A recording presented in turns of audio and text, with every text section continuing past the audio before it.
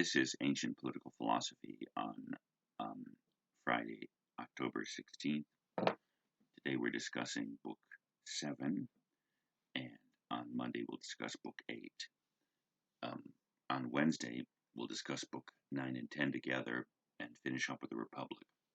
And I'll send you readings over the weekend and PRQs for the Ethics of Aristotle, to which we'll turn to next Friday.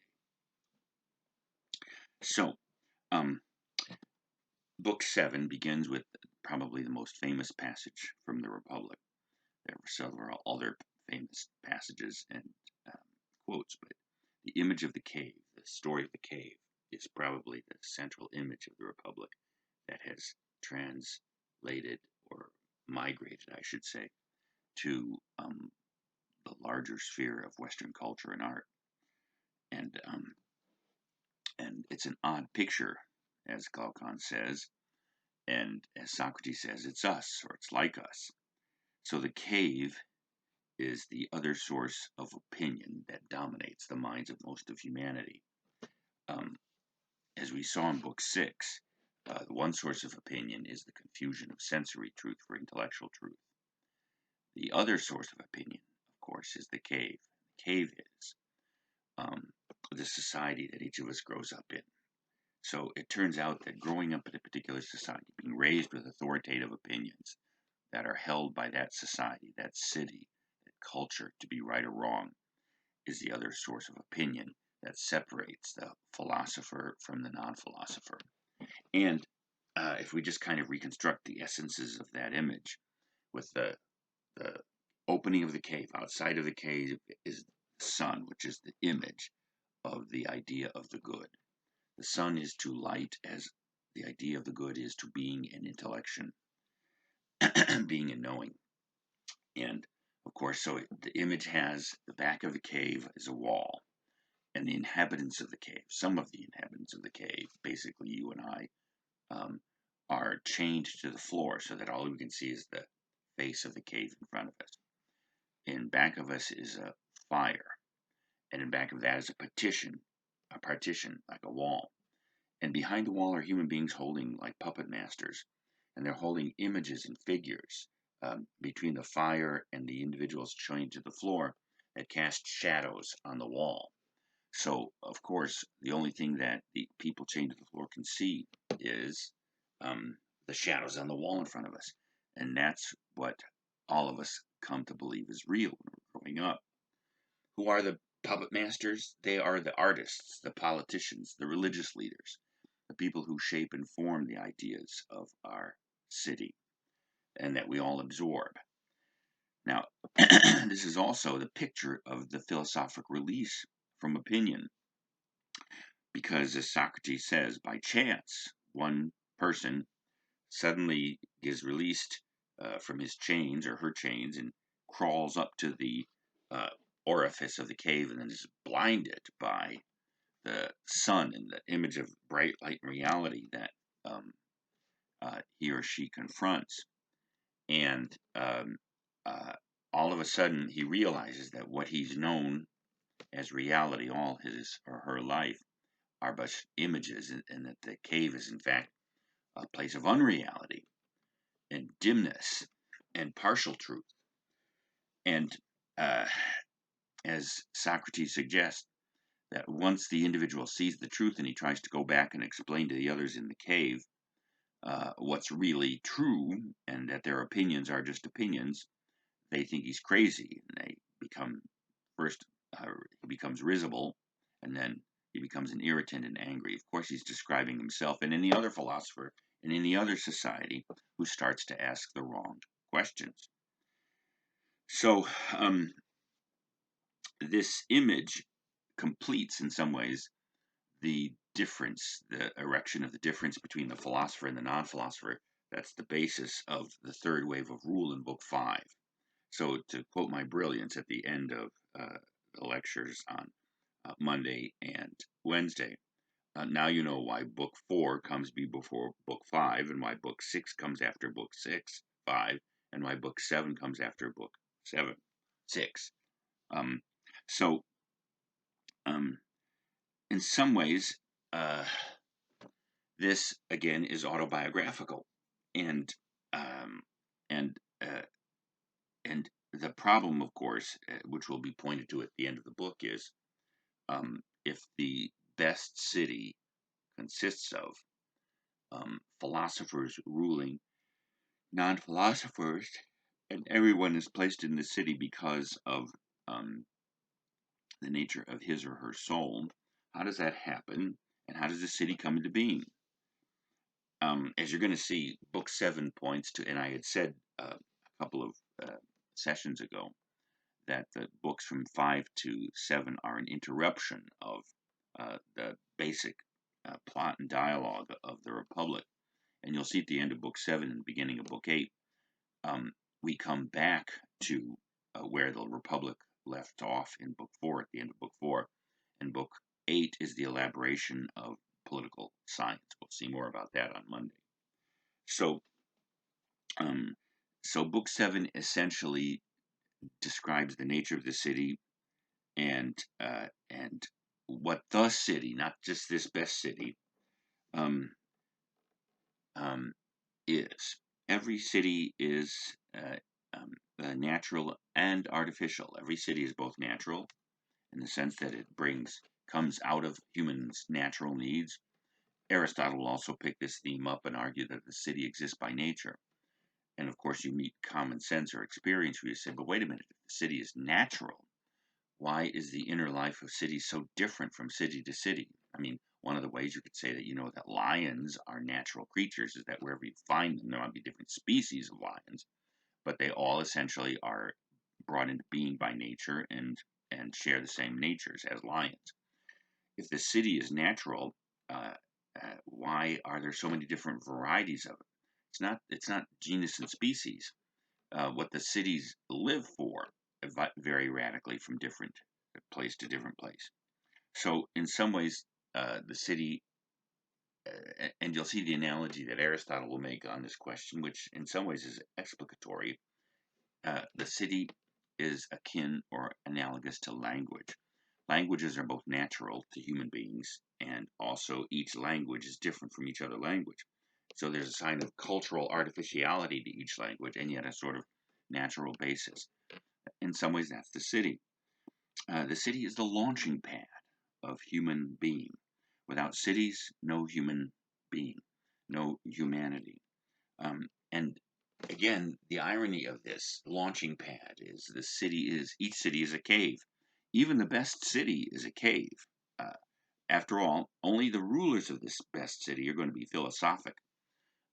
The rest of the inhabitants of this city are going to be shaped and formed in opinion, just like any other person in any other historical or actual culture, society, or city, except that because it's run by philosophers, the opinions that they're going to be shaped, for instance, going all the way back to books 2 and 3, when there are these people in this city still grow up with stories about the gods.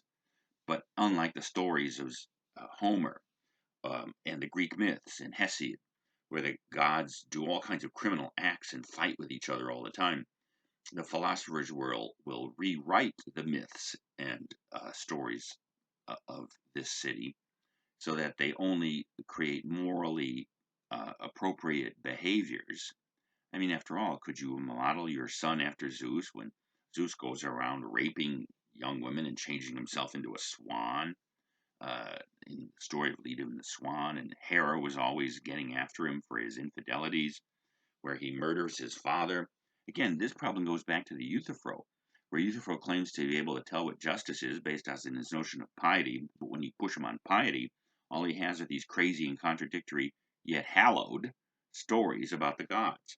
So in this best city, it's not as if everyone becomes a philosopher. Not every person can become a philosopher. Not everyone, remember in this story of the cave, it's not all of a sudden the chains break and disappear for everyone and there's a rush to the entrance. One person, a lonely human being who just happens to think through the ideas of his or her society, manages to crawl up. So philosophy is, at least initially, an isolating and solitary experience. Um, so, as I said, we pointed out this passage in Book 6. Because of this, again, all cities are caves. Even the best city is a cave. The best you can hope from politics is to at least point it in the right direction so that it creates a society which is open to philosophy and may produce philosophers.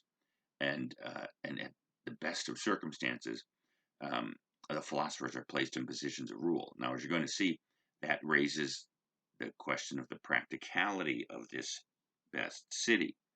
And there are problems with that, as you'll see, because the teaching of Book 7 is that this best city, this release from all political ills that have dogged humanity from time immemorial, is a possibility. It can come into existence, but it's a dim likelihood. It's a possibility, but not a probability. And you'll see that even when it comes into existence and the best city exists, in Book 8 we're going to discover that if it can exist, it can only exist for a very short time. The Republic is not a tragic book, but it's a sober book, much soberer than the books of modern political philosophy, which is why I called them in the Great Alternatives comic political hedonism. More about that when we come to the end of Book 7 and the beginning of Book 8. So, I already mentioned this foundation of this ironic foundation of the best city, which, again, the best city doesn't stop being a city, and therefore you can't free the best city even from the liabilities and problems of all cities. The problem I'm about to delineate and talked about in Book 6 is inherent in political life. So when I say it's the launching pad, it's both the ground, it's the launching pad, it's the ground where the philosophic perfection of human nature occurs, because it enables human beings to separate themselves first from brute and animal life. That goes back all the way to Book 2, animal nature and its requirements, in Book 3. But it requires it. It actually makes philosophy possible, but in Book 5 we see, and 6 it requires it. And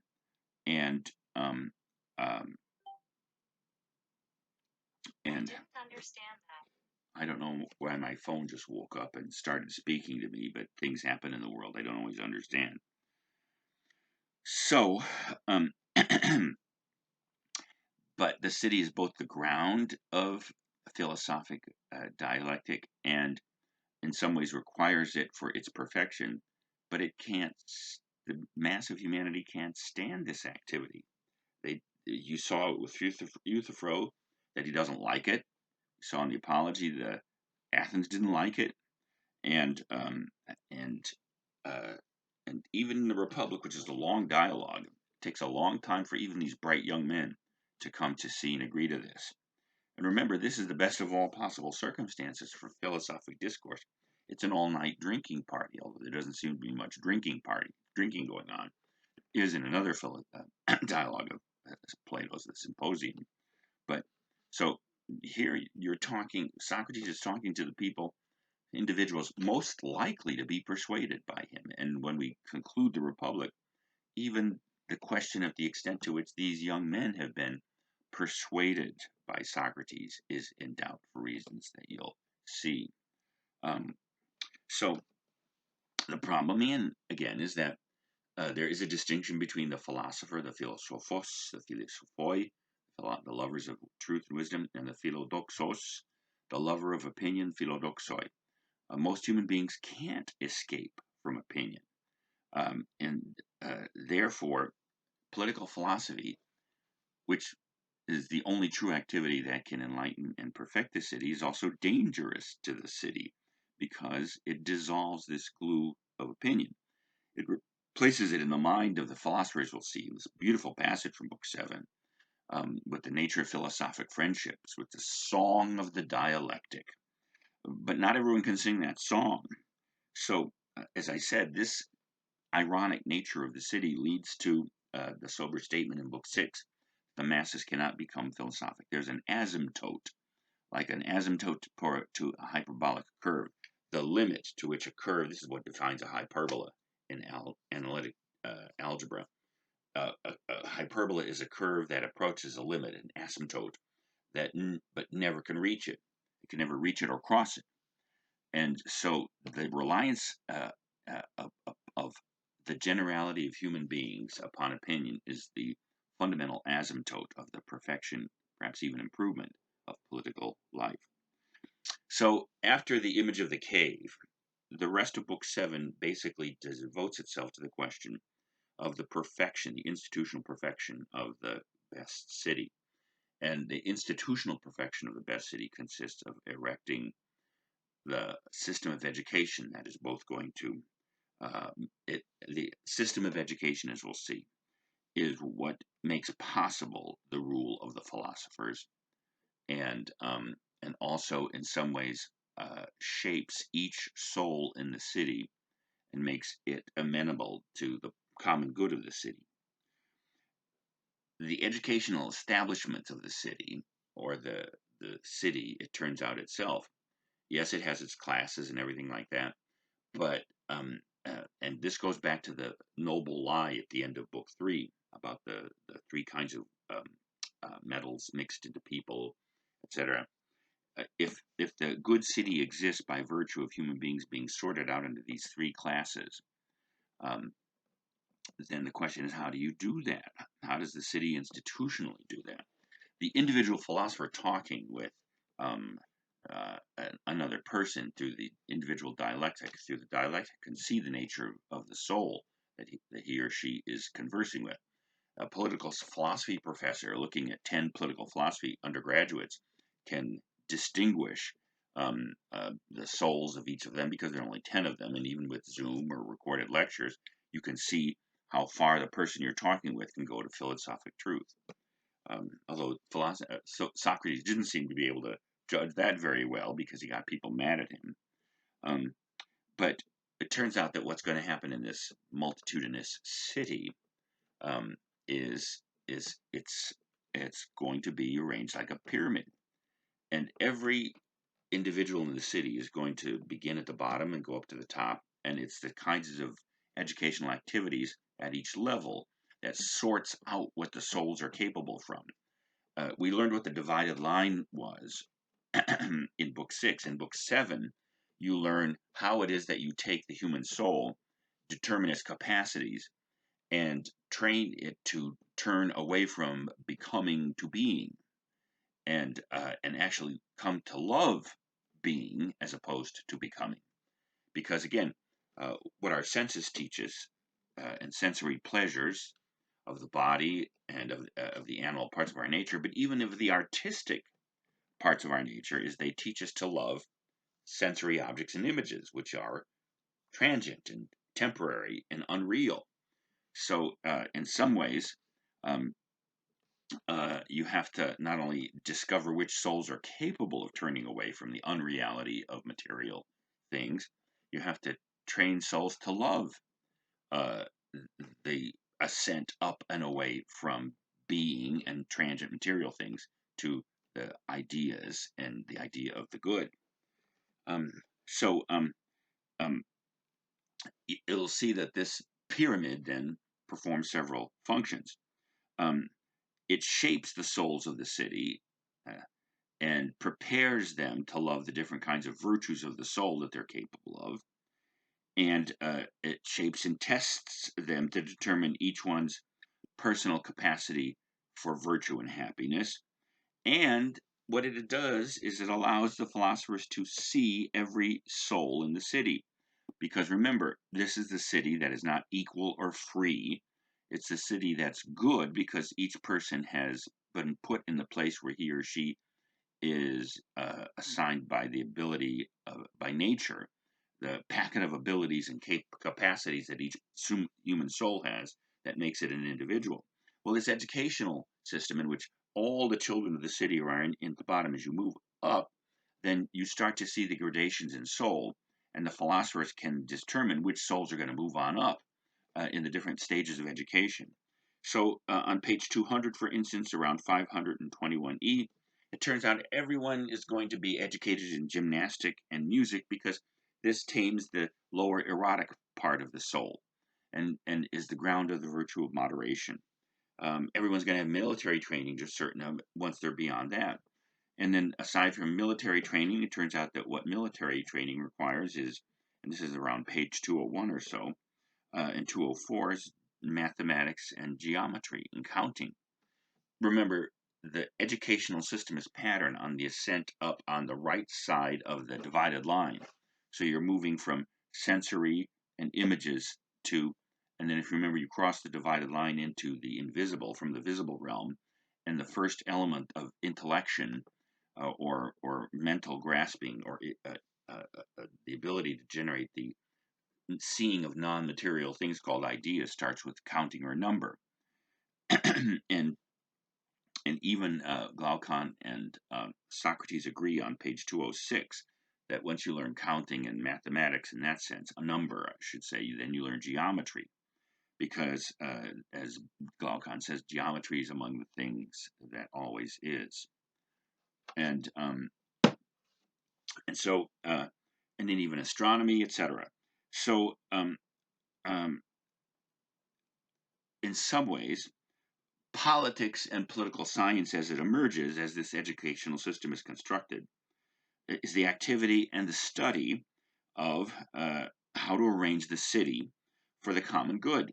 That's what political science does, political philosophy, political science, um, and how to attain the common good, which is how to produce good politics and the good city. And it turns out the good city is arranged according to the needs of the human soul. The good city aims at the maximum unity among its members, as we saw in Book 5, which requires their differentiation according to virtue and the elevation of the virtuous to positions of rule.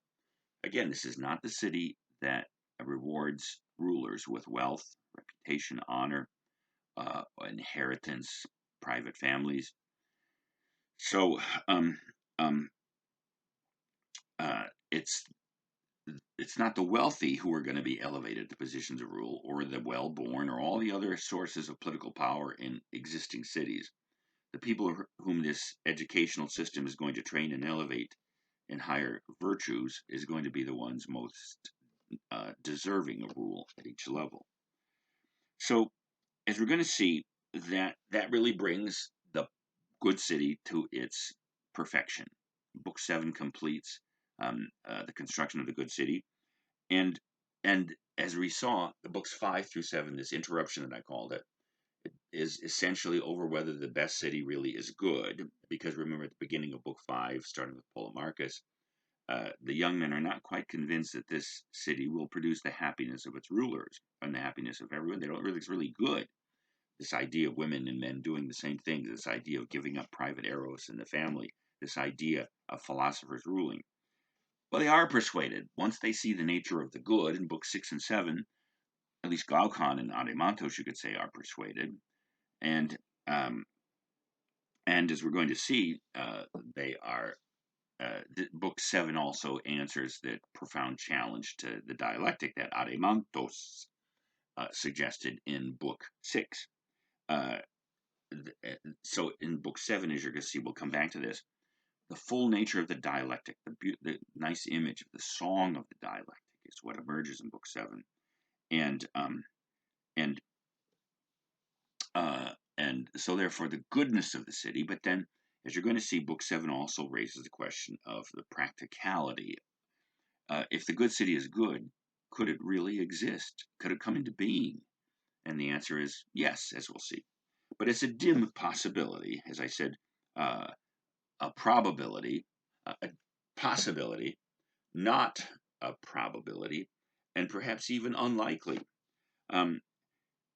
Now, we'll see why that is and how it can come into being. And you could ask yourself, well, then why go through all this trouble of writing this big book about something that can't really come into being? What do you learn from it? And here's what you learn from it. And I think this points in some ways to Aristotle's differences with Plato that we'll see in the next several weeks. And that is that perfection probably is not possible in life. At best, improvement is probably the only reality. Aristotle certainly adopts that position, um, and in some ways, all you can really know what the suggestion is why one form of rule is better than another, and that points, as you'll see, to Book 8. So, uh, um, how is it that this city will come into being? What will bring it to being? You kind of get the answer to that on page um, uh, 500 and I'm sorry, 190. Uh, am I on the wrong page? The margin load is 519. There it is. So you get a hint, and we'll come back to the end of this in Book 7. This is on page 198. I couldn't read my own handwriting, which is not the first time in human existence. So on right around 519 D and E, Socrates says, "Then our job as founders," I said, "is to compel the best natures to go to the study which we were saying before is the greatest, to see the good and to go up that ascent. And when they have gone up and seen sufficiently, not to permit them what is now permitted." What's that? Glaucon asks. "To remain there," I said, "and not be willing to go down again among those prisoners or share their labors and honors, um, whether they are slight or more serious." Again, this is a reference back to the image of the cave, that once you see the sunlight and your eyes adjust and you see the real nature of reality outside the cave, it's you probably don't want to go back down there. You're going to have to be compelled to go back down there. And at the end of Book 7, if you turn to the end of Book 7, that's exactly what brings this perfect city into being. So if you turn to page 220, you'll see that how can this city come into being? How? Glaucon says at 541a. All those in the city who happen to be older than 10, they will send out to the country, and taking over their children, they will rear them, far away from those dispositions they have now from their parents, in their own manners and laws that are such as we described before. And with the city and the regime of which we were speaking, that thus established most quickly and easily, it will itself be the happy and most profit the nation in which it comes into being. That is by far the quickest